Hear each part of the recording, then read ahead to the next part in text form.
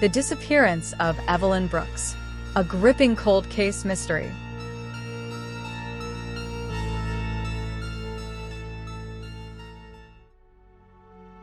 The first vision arrived with the smell of oranges, not the bright, sun-warmed fragrance of freshly peeled fruit or the sharp citrus burst that lingered on fingertips after breakfast. This scent was older, faint, dry, and tinged with dust. It carried the brittle aroma of orange peels that had been left forgotten on an aging wooden table, their oils long faded into the grain of the wood. The smell seemed impossibly out of place amid the sterile aisles of the grocery store, where the air was thick with the scent of disinfectant, cardboard, and overripe bananas. Maria Ellison stopped in the checkout line, her breath caught. She closed her eyes instinctively, hoping, foolishly, that if she shut out the world quickly enough, the vision might pass her by. It never did. The cashier's cheerful voice dissolved into a distant murmur, as though someone had submerged the entire room beneath deep water. The relentless hum of fluorescent lights stretched into a low, endless note before vanishing altogether. Shopping carts no longer rattled across the tile floor. Conversations became echoes swallowed by silence. The world held its breath. Then came a laugh. A little girl, somewhere nearby, giggling with the carefree delight only children possessed. The sound rang clear, as a bell through the emptiness. The darkness unfolded. Black water rippled beneath a moonless sky, unnaturally still, except for slow circles spreading outward from an unseen disturbance. A silver bracelet glimmered just beneath the surface, catching light that seemed to come from nowhere. 3 crows burst upward from a weathered white fence, their wings beating in perfect unison as they vanished into a sky the color of ash. The images flashed one after another, disconnected yet bound together by an emotion so powerful, it settled like ice beneath Maria's skin. Grief, fear, loss. The vision shattered. Maria lurched backward with a sharp gasp, her shoulders slamming into a display of canned soup. Metal cans tumbled to the floor with explosive clatters that shattered the stunned silence inside her head. Several shoppers turned at once, staring. One spoke up, reaching toward her. "Are you okay?" The words sounded distant, muffled, as though spoken through layers of thick glass. Maria forced herself to blink. The grocery store rushed back into focus. Fluorescent lights buzzed overhead. The cashier awkwardly cleared her throat. A baby cried somewhere near the frozen foods. Someone apologized while picking up rolling soup cans. She nodded automatically. "Yes, thank you. I'm fine." The lie slipped from her lips with practiced ease. She wasn't fine. She hadn't been fine since she was 7 years old. That was the summer she discovered the world remembered. It had started with her grandmother's pocket watch. The instant she'd wrapped her tiny fingers around its tarnished silver case, she'd seen a young soldier kissing a woman goodbye beneath pouring rain.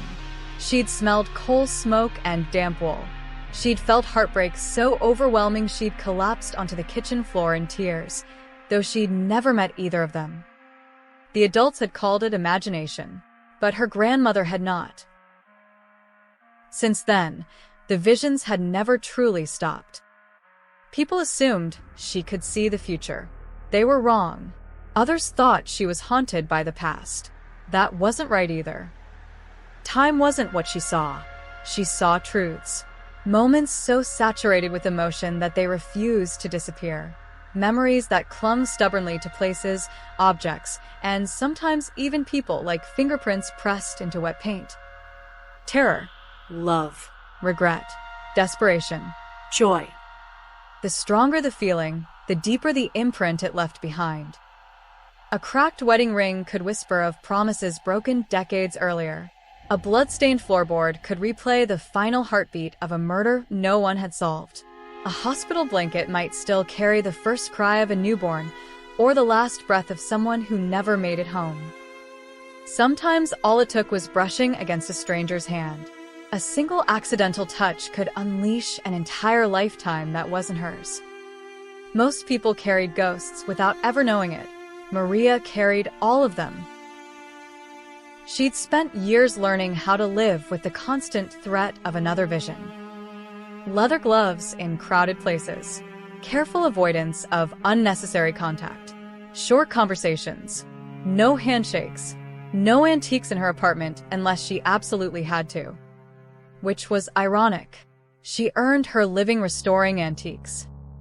The night shift suited her. The workshop was quiet after everyone else had gone home, leaving only the ticking of old clocks, the scent of varnish and cedar, and the comforting rhythm of careful hands repairing forgotten things. She could work alone, letting each object reveal its secrets one at a time, instead of being overwhelmed by hundreds of living memories pressing against her all at once. Old things whispered. New things screamed.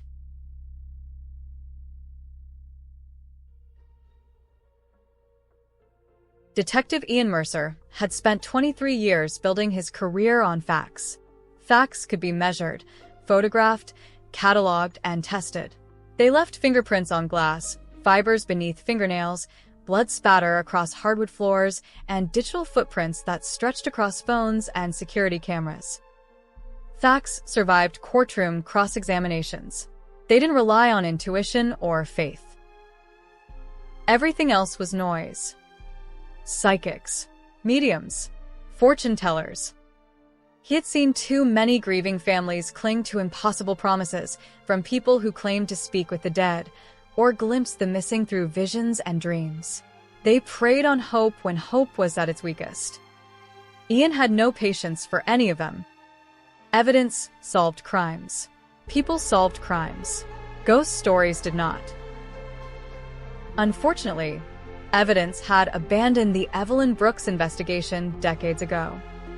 The file sat on the corner of his desk like a monument to failure. Its once blue cover had faded to gray, its edges softened by thousands of hands that had searched its pages for something, anything, that everyone else had missed. New detectives inherited the case every few years, convinced they would be the one to solve it. None ever did.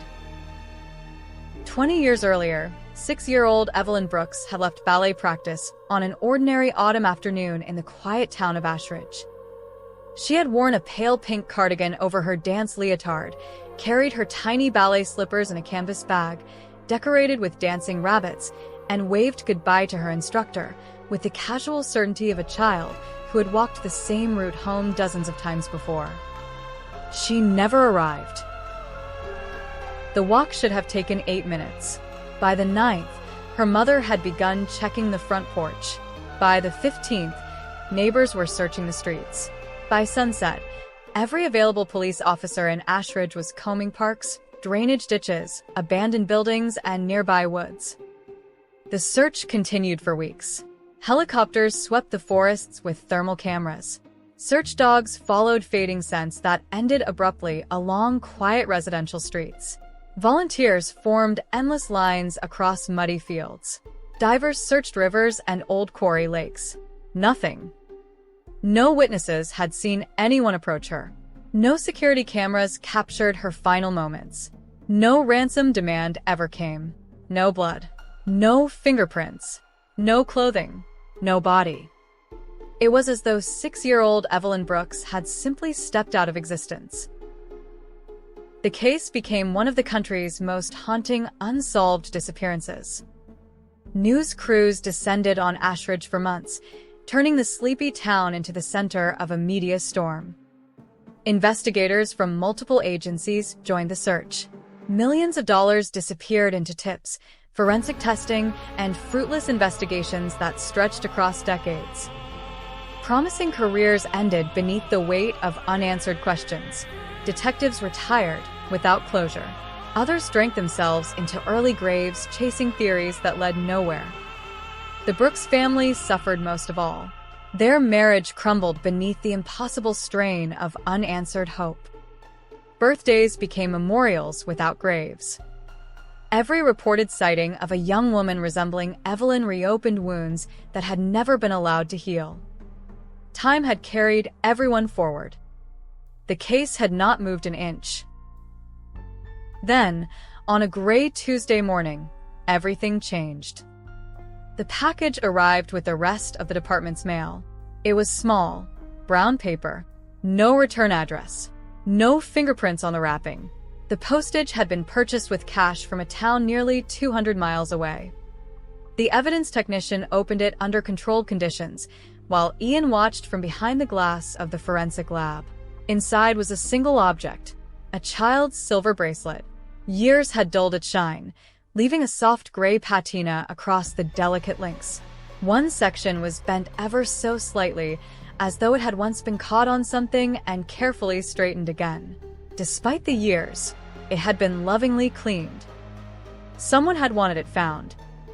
The technician turned it over beneath the examination light. A tiny engraving shimmered against the worn metal. Evelyn. For the first time in 20 years, the Evelyn Brooks case had produced something new, and someone somewhere wanted the police to start looking again.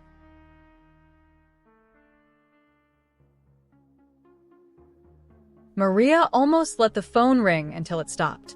She stared at the unfamiliar number flashing across the screen while her tea cooled untouched beside the kitchen window.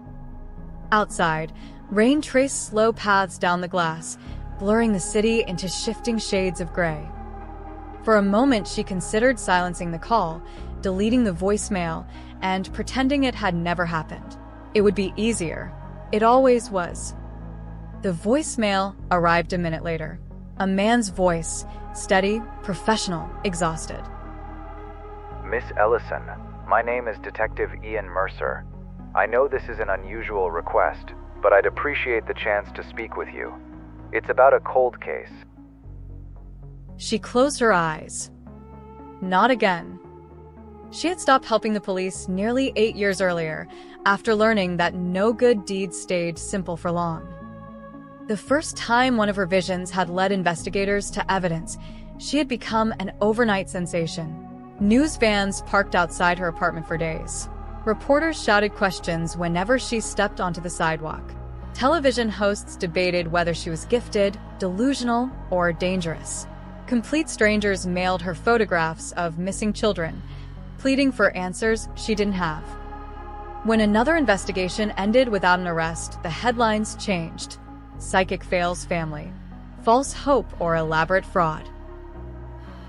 People rarely understood that visions were not answers. They were fragments. A smell, a color, a voice without a face. A single heartbeat trapped inside decades of silence. She couldn't choose what she saw, and she certainly couldn't explain why one memory revealed itself while another remained buried forever. The public didn't care. If she was right, they wanted miracles.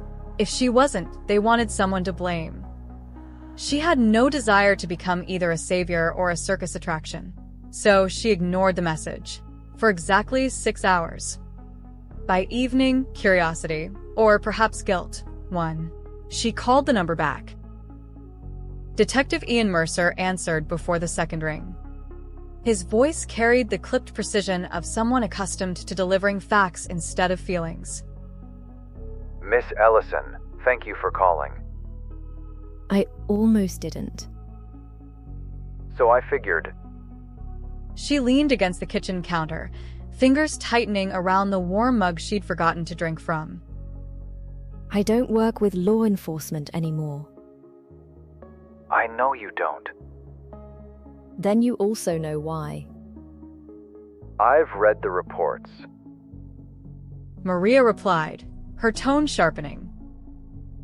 No, you've read what other people wrote about me. That's not the same thing. Silence settled between them. Not awkward. Measured. Finally, Ian spoke. His voice was quieter now, stripped of the detached professionalism he'd begun with. We've exhausted every lead.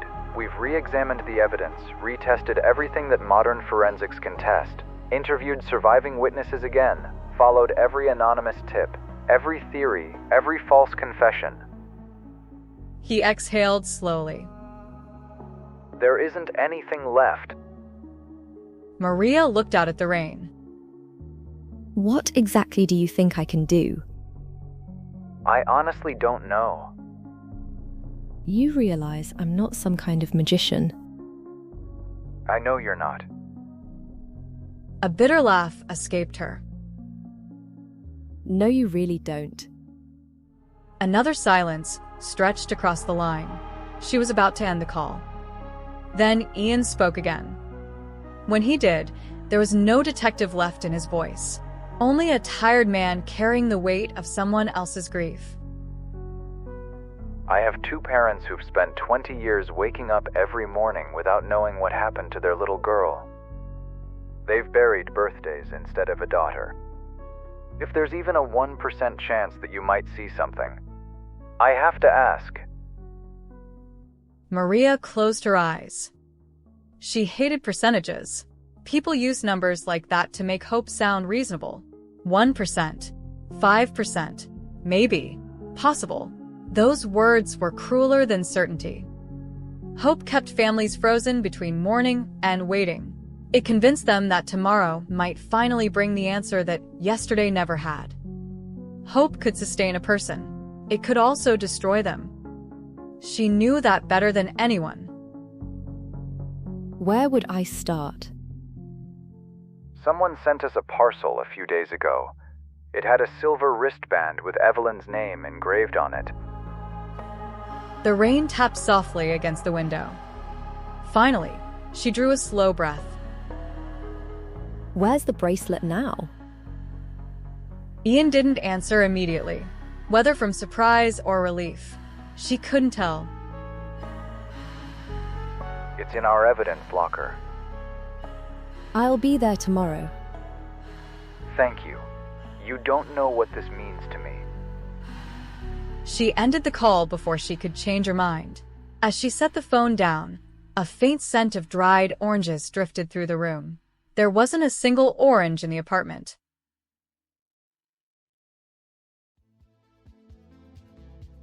The evidence room was unnaturally quiet. The air carried the sterile scent of bleach, old paper, and climate-controlled dust, a smell that belonged to places where time was preserved inside cardboard boxes and sealed evidence bags. Metal shelves stretched from floor to ceiling, each lined with carefully labeled containers holding the remnants of forgotten crimes and unanswered questions. Every object in the room had a story. Some had ended, others were still waiting. Detective Ian Mercer stood on the opposite side of the steel examination table, a pair of latex gloves covering his hands.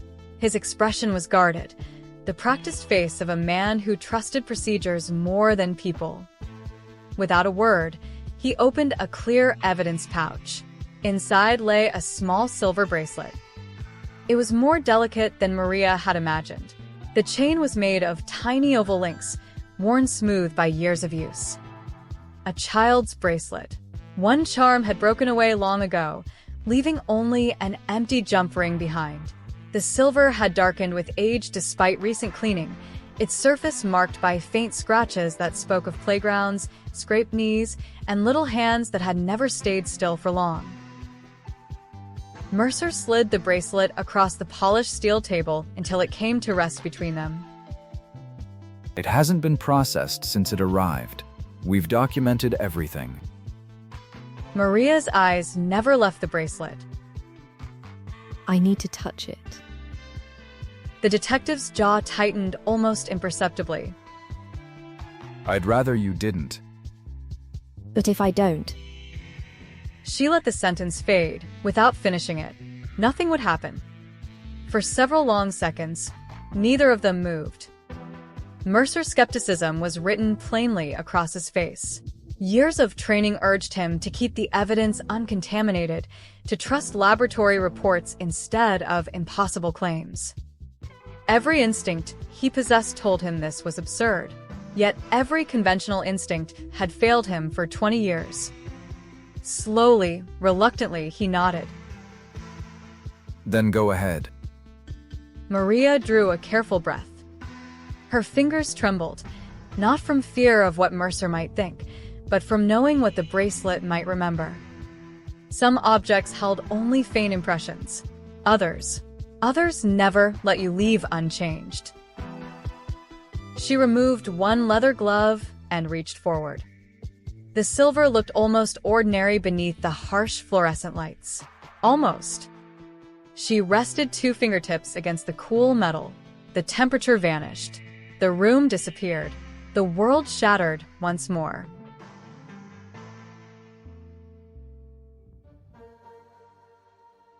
A playground. Empty. A rusted swing drifted back and forth on its own, its chains creaking in a slow, mournful rhythm despite the stillness of the air. Rain fell in thin silver threads, tapping softly against cracked rubber mats and gathering in shallow puddles beneath the swing set. Somewhere nearby, a man was humming. The melody was low and gentle, an old lullaby worn smooth by repetition. It should have been comforting. Instead, it filled Maria with dread.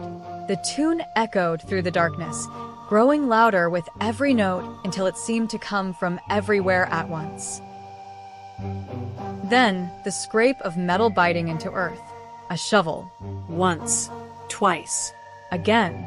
Each stroke slow, patient, deliberate. Wet soil shifted. Gravel crunched beneath heavy boots. The sound stopped. The vision lurched sideways. A broken windmill stood alone in an overgrown field, its weathered blades frozen against a sky the color of lead. One arm hung twisted, creaking faintly whenever the wind caught it. Tall grass swallowed its base, bending in restless waves. Everything felt abandoned, forgotten. No. Hidden. The world shifted again. She was small, so impossibly small. She wasn't looking at the stars. At first, they glittered like distant constellations scattered across a black sky. But they didn't move. They stayed perfectly still. They weren't stars. They were tiny holes. Sunlight leaked through them in thin white beams. A rough wooden roof. She was lying on her back, waiting, watching, counting. 1, 3, 5, 8. The numbers repeated with desperate precision, each one etched into her mind as though forgetting them meant something terrible would happen. 1, 3, 5, 8. They mattered. She didn't know why. But the child did. A shadow crossed the light. Someone crouched beside her.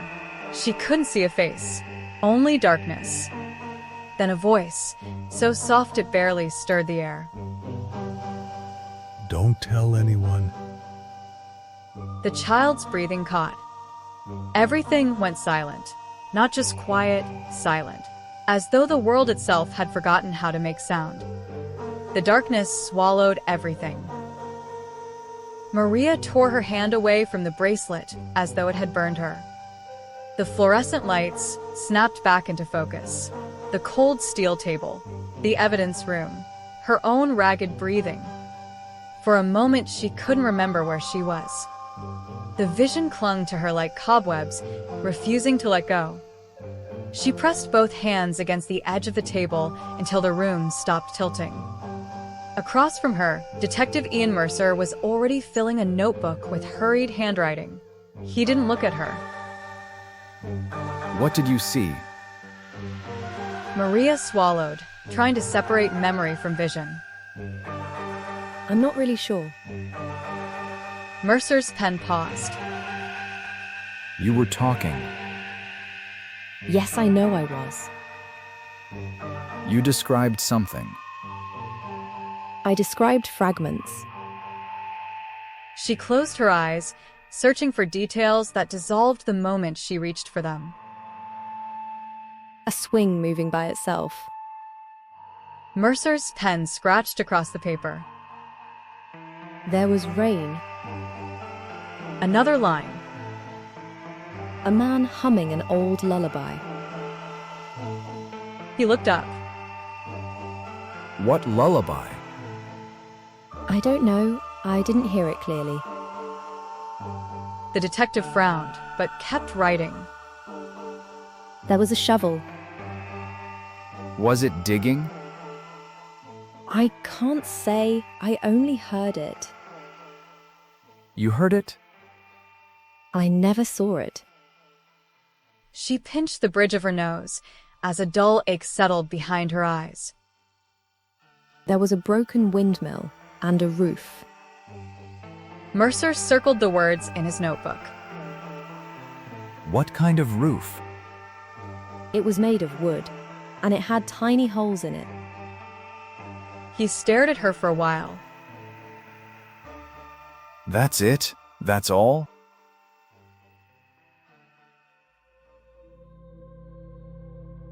No. There was a little girl. His expression sharpened. Was it Evelyn? I don't know. It was dark, but it looked as if she was wearing ballet clothes. What was she doing? She wasn't crying. The statement surprised even her. She was lying on her back, looking upward. What did she see? I thought it was the night sky, but it wasn't. Then what was it? The wooden roof, the one with holes in it. She could still see the pinpricks of light. Mercer waited. I think she was counting them. His pen hovered over the page. What numbers did you hear? She closed her eyes. The rhythm returned as clearly as the child's voice. A knot tightened in her stomach. 1, 3, 5, 8. Mercer wrote down the sequence, then underlined it twice. Does that mean something to you? I wish it did. Silence settled between them. Finally, she spoke again. There was someone else.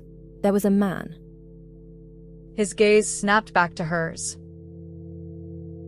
A man? What man?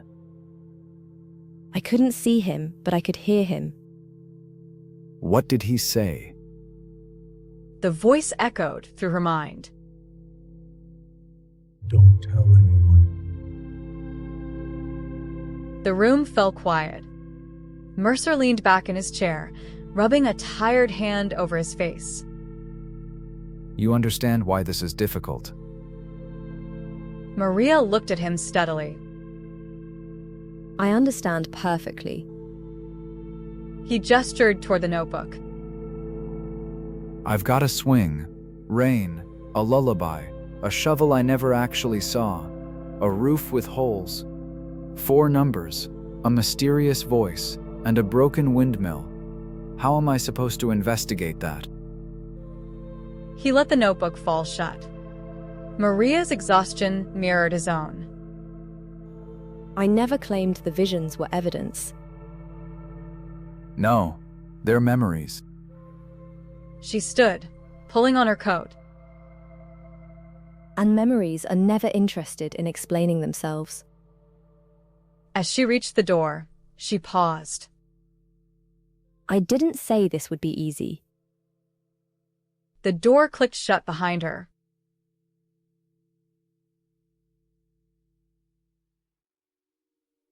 For the next 3 days, Ian Mercer chased ghosts. He searched missing person reports involving windmills. Nothing. He cross-referenced abandoned farms with old playgrounds. Nothing. Music historians identified half a dozen lullabies that matched Maria's vague description. None led anywhere. The sequence of numbers, 1, 3, 5, 8, appeared in hundreds of reports, addresses, maps, and evidence logs. Every lead collapsed under scrutiny. By the end of the week, his notebook was overflowing with possibilities and empty of answers. He was ready to admit what he believed from the beginning. The visions were too abstract, Too symbolic. too incomplete to help anyone. Then, almost by accident, the case took its first real step forward. While reviewing archived property records, Ian stopped by the county records office to speak with Eleanor Whitmore, an archivist who had worked there longer than anyone could remember.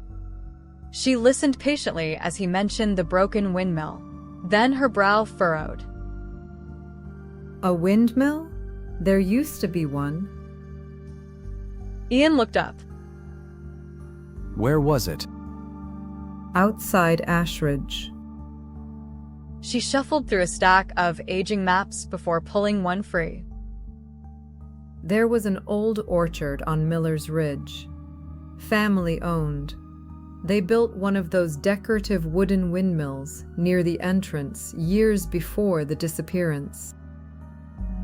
She tapped the faded map with a wrinkled finger. It wasn't functional, just for show. The detective felt his pulse quicken. What happened to it? It burned down. When was that? She thought for a moment.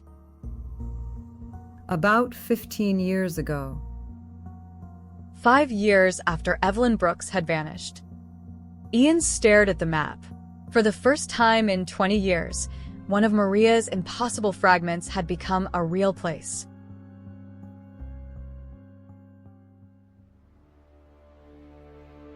The orchard had long since surrendered itself to the wild.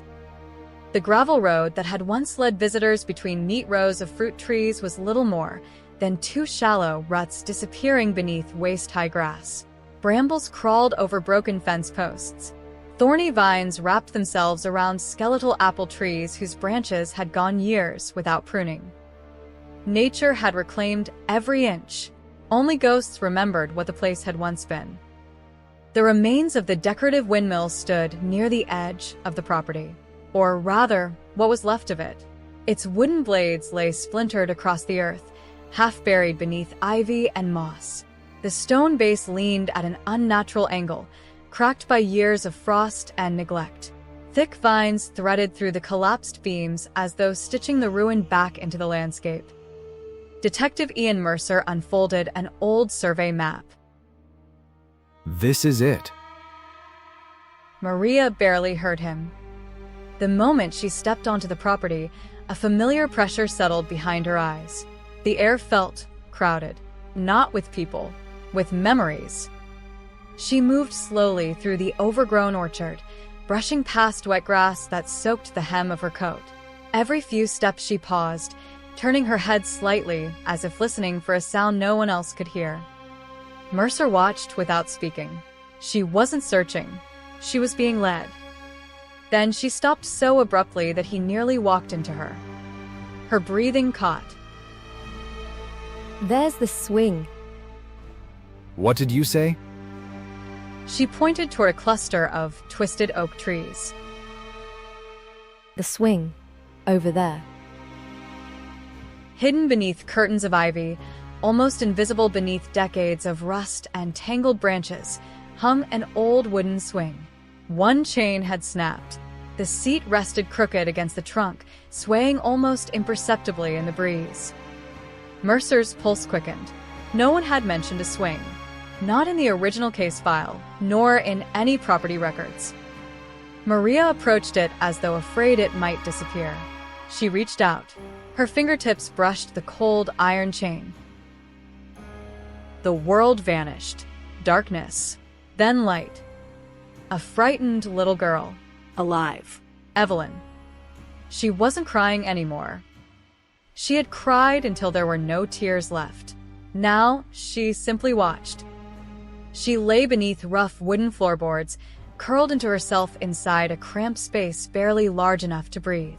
Dust drifted through thin cracks overhead. Every sound echoed: the footsteps above, the scrape of a chair, the creak of old timber settling. She listened. She waited.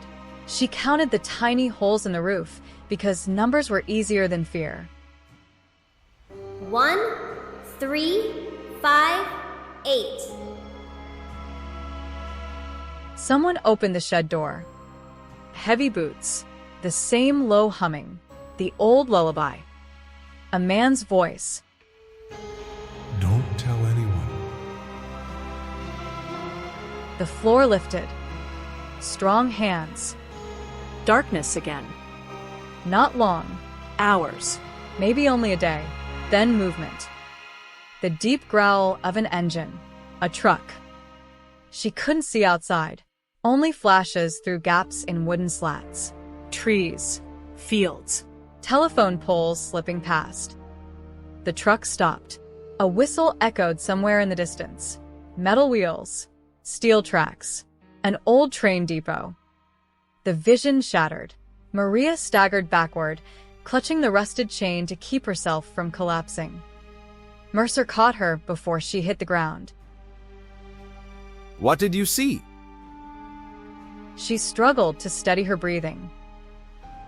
She was still alive. His grip tightened. She was what? She was alive. For a while. His face drained of color. Where was she? Beneath the floor of a shed. He was already calling for his team. What happened then? They moved her. Where did they move her to? She squeezed her eyes shut.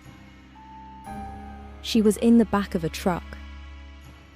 His notebook was out before she finished speaking.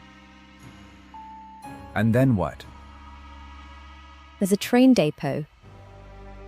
Within hours, the abandoned depot outside Ashridge was alive again. Floodlights carved bright islands into the darkness. Crime scene tape fluttered in the wind.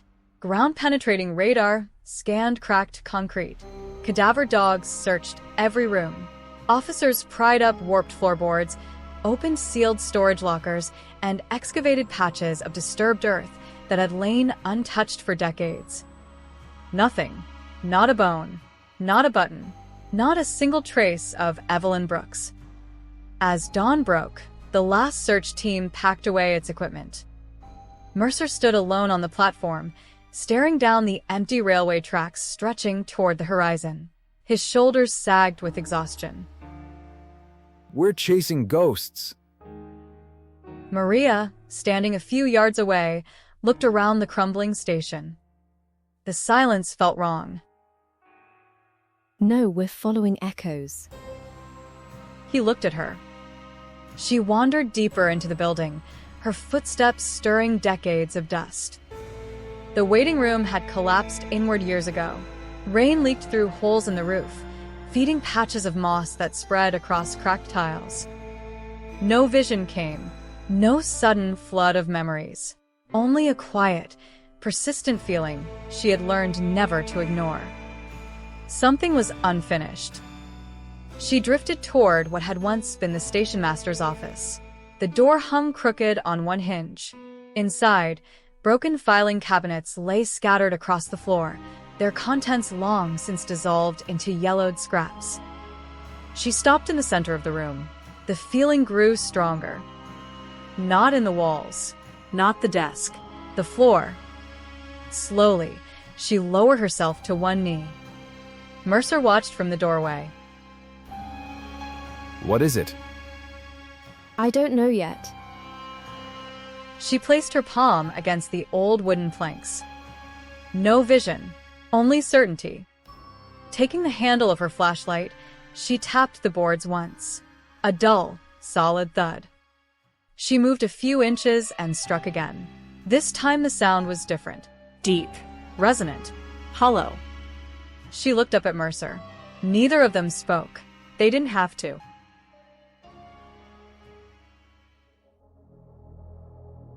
They dug until their shoulders ached. The first hour passed with cautious optimism. By the third, conversation had dwindled to the scrape of shovels against packed earth and the steady rumble of the excavator removing layers of soil a few inches at a time. Dust-coated uniforms. Floodlights flickered on as the afternoon gave way to evening. More than once, Mercer wondered if they had made another mistake. Another echo leading nowhere.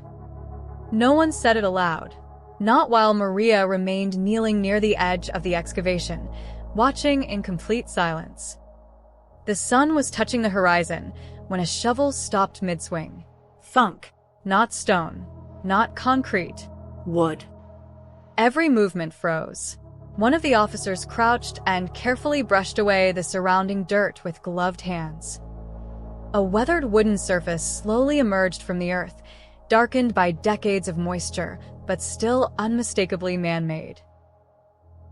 It's just a box. No, it's a chamber. The lead archaeologist corrected quietly. His flashlight swept across the edges. It's a chamber. The excavation changed instantly. Shovels were replaced with brushes, trowels, and careful hands. Every inch was documented before another was uncovered.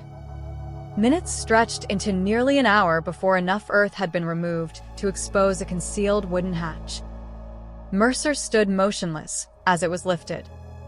A breath of stale, ancient air escaped from the darkness below. The smell was dry, still, untouched by the outside world for 20 years. One by one, flashlights illuminated the small underground space. The first thing they saw was a teddy bear. Its once golden fur had faded to gray, one glass eye missing, its stitched smile softened by time. Beside it lay a handful of wooden blocks, a child's picture book swollen by damp, several threadbare blankets folded into a corner, a tiny pink ballet shoe. Everything had been arranged with heartbreaking simplicity, as though someone had expected a child to stay there only a little while. Then the beam of a flashlight drifted lower. Silence settled over the excavation.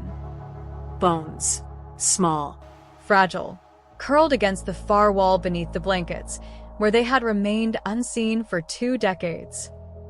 No one spoke. No one needed to. Every person present understood whose remains they were looking at. The medical examiner's report arrived 3 days later. The identification was confirmed through DNA. The remains belonged to Evelyn Brooks, age 6 years old, missing for 20 years, found less than a mile from where she had last been seen. Mercer read the report twice before setting it down. The official cause of death was not blunt force trauma, not strangulation, not a gunshot, not a knife. It was dehydration. Evelyn had survived the abduction. She had remained alive inside the hidden chamber beneath the depot, while her kidnapper fled the massive police search unfolding across Ashridge. Investigators pieced together the final timeline. The abductor had concealed her beneath the station master's office, intending to return once the search intensified elsewhere. He never did. 3 days after the kidnapping, he died instantly when his car collided with a freight truck on a rain-soaked highway. No one connected the crash to Evelyn Brooks. No one knew she was still waiting. The hidden chamber remained sealed. The depot continued to stand. The search expanded into forests, rivers, fields, abandoned houses, and even neighboring counties. Police officers walked within a few hundred yards of the station every day during the first week. Search dogs circled the property. Volunteers combed the surrounding fields. Helicopters passed overhead. Parents pleaded for answers on television. And beneath weathered floorboards, in absolute darkness, a little girl waited for footsteps that never came. Mercer closed the file and stared through the window of his office long after the sun had disappeared. In 23 years of policing, he had seen murders, accidents, and tragedies that defied comprehension. Nothing had prepared him for this, not because Evelyn had been taken, but because for 3 days, she might still have been saved. That truth settled over everyone involved with the case, like an unbearable weight. Some mysteries ended with justice. This one ended with silence, and 20 years too late.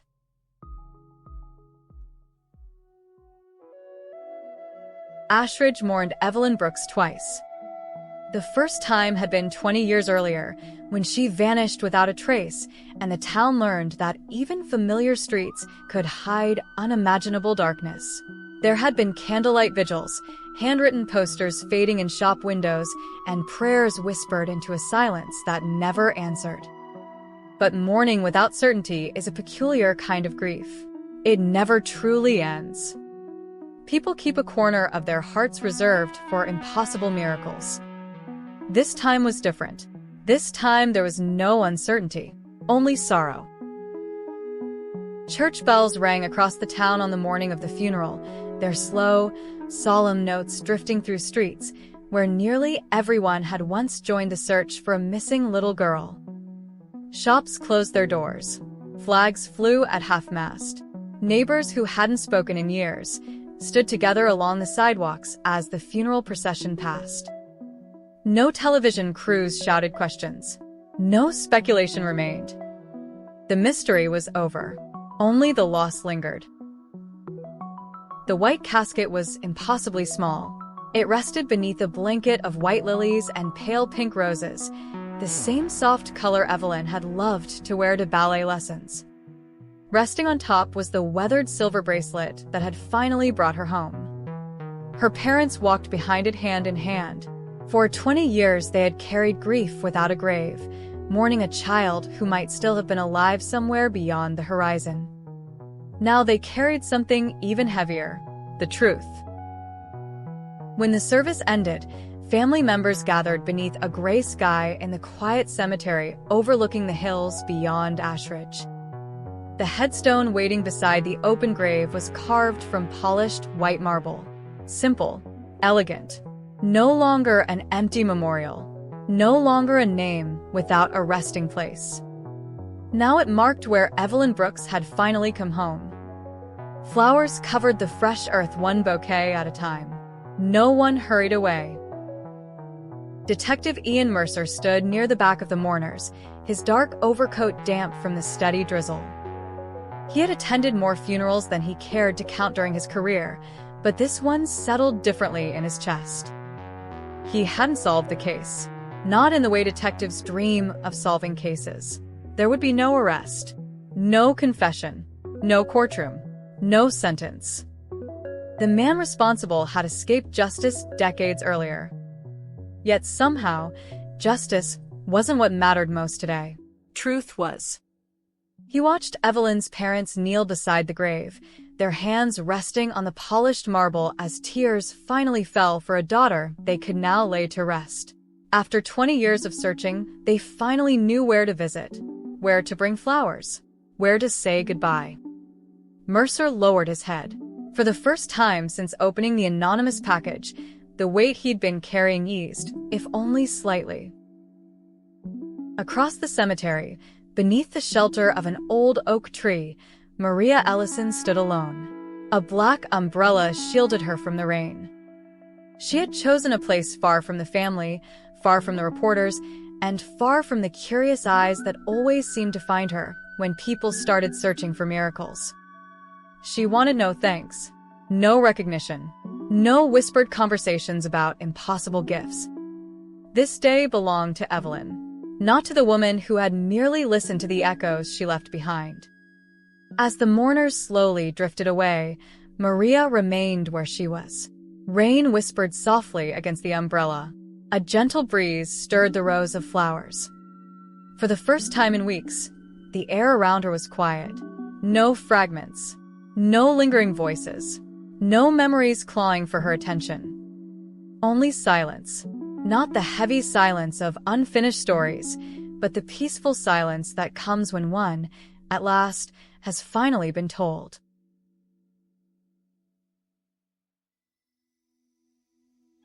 Three weeks later, Detective Ian Mercer pushed open the door to Maria Ellison's antique restoration shop. A small brass bell chimed overhead. The familiar scent of beeswax, polish, aged wood, machine oil, and yellowing paper settled around him like a memory. Afternoon sunlight filtered through the front windows, catching dust motes that drifted lazily between towering shelves crowded with forgotten lives. Everywhere he looked, history waited. Grandfather clocks stood shoulder to shoulder, their pendulums frozen in time. Portraits of strangers watched from gilded frames. Stacks of weathered books leaned against battered trunks. Crystal decanters, cracked porcelain dolls, tarnished silverware, and music boxes filled every available surface. To anyone else, it was just an antique shop. To Maria, It was a room full of voices. She looked up from the workbench, where she was carefully repairing the carved leg of a Victorian writing desk. I wasn't expecting company. Mercer removed his coat, rainwater dripping from the hem. I was nearby. She smiled without looking convinced. I thought you hated antiques. I still do. That earned the faintest hint of amusement. So why are you here? He hesitated longer than she expected. Finally, he spoke. I owe you an apology. She set down her tools. Apology? For what? He wandered slowly through the narrow aisles, his eyes lingering on objects whose histories he suddenly found himself wondering about. For assuming I already understood how truth worked. I thought evidence was the only thing that could reveal it. Maria folded the polishing cloth in her hands. It usually is. But not always. Silence settled comfortably between them. Outside, rain tapped softly against the shop windows. Maria looked around at the crowded shelves, the old furniture, the cracked mirrors, the faded photographs. The things people discarded without ever wondering what they carried with them. Everything carries a reminiscence of something. Mercer followed her gaze. The idea that this room is full of memories is honestly more than a little unsettling. And so it should be. Then I guess that's progress.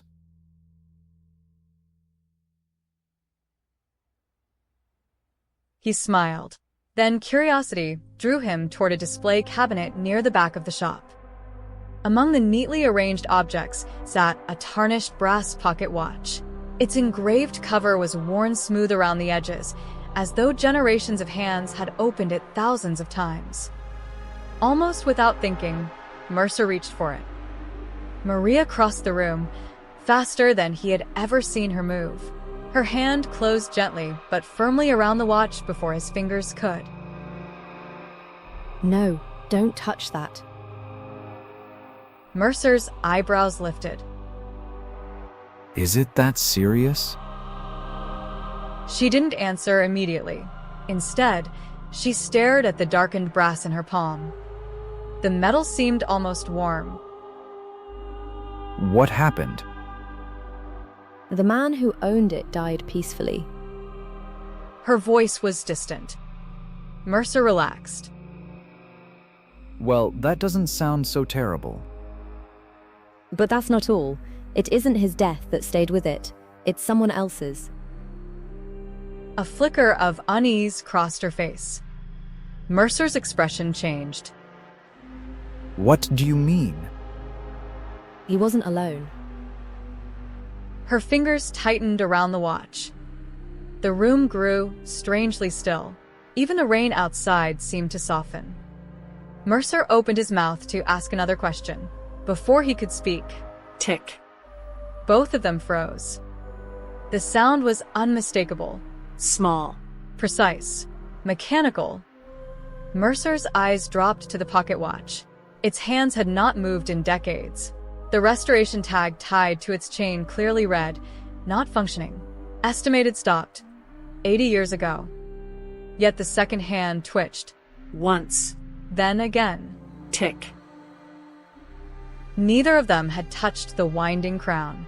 Neither of them breathed. Maria felt the familiar pressure gathering behind her eyes. The air thickened. The scent of oranges. Faint. Dry. Ancient.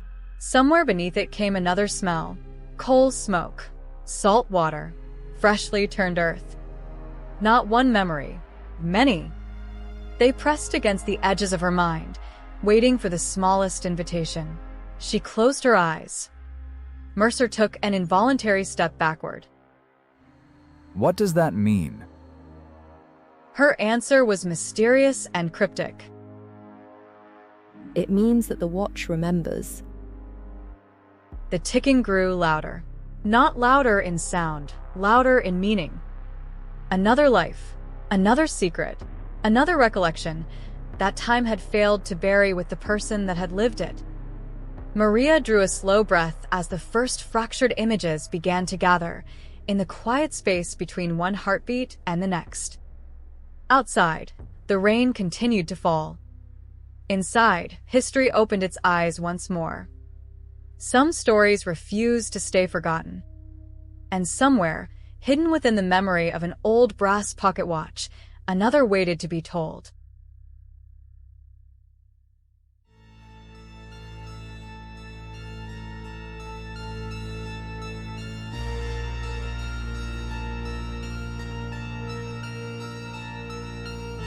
If you enjoyed this tale, please leave a like, a comment, and subscribe. It would mean the world to us.